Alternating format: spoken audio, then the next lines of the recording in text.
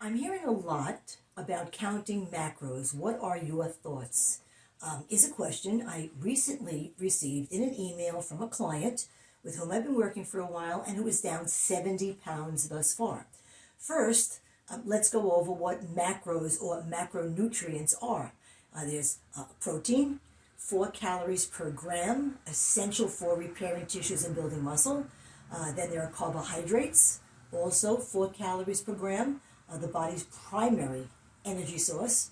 And last, fat, 9 calories per gram, vital for hormone balance, satiety, and nutrient absorption.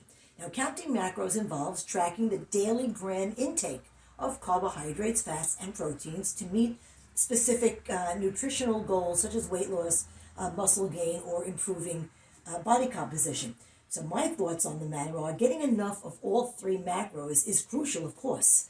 A good balance of carbs, protein, and fat is essential, as are micronutrients, by the way, for building muscle and health. But counting macros to the extent that many people do, such as tracking on their phones and religiously reading nutrition labels, is counterproductive for the average person and specifically for the clients that I see for a few reasons.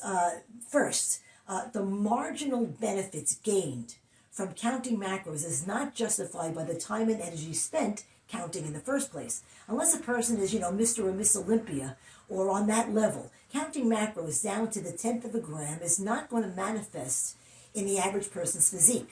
Some people think they're getting a good ratio of macros, or tracking in MyFitnessPal or some other app will significantly improve their results. It will not. Second, counting macros is usually inaccurate. Even if you enter things into an app, you will never get a perfect measurement and probably nowhere close unless you've been tracking nutrition for years. Like every other thing they've tried, I have heard countless times over the past 25 plus years from perpetual dieters who thought that counting macros was going to finally, do the trick for them.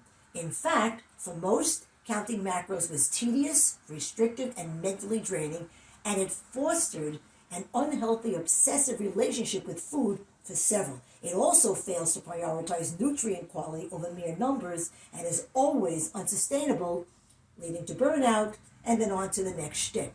Are there differences between carbs, fats, and proteins? Yes. Should you get high-quality macros? Yes. But in the end, isn't it a calorie just a calorie? Yes. So when it comes to eating for weight loss, I encourage you to put your focus on what quality, how much, portion control, and when you're eating, as well as menu planning and meal prep. Don't feel pressure to add even more to your to-do plate.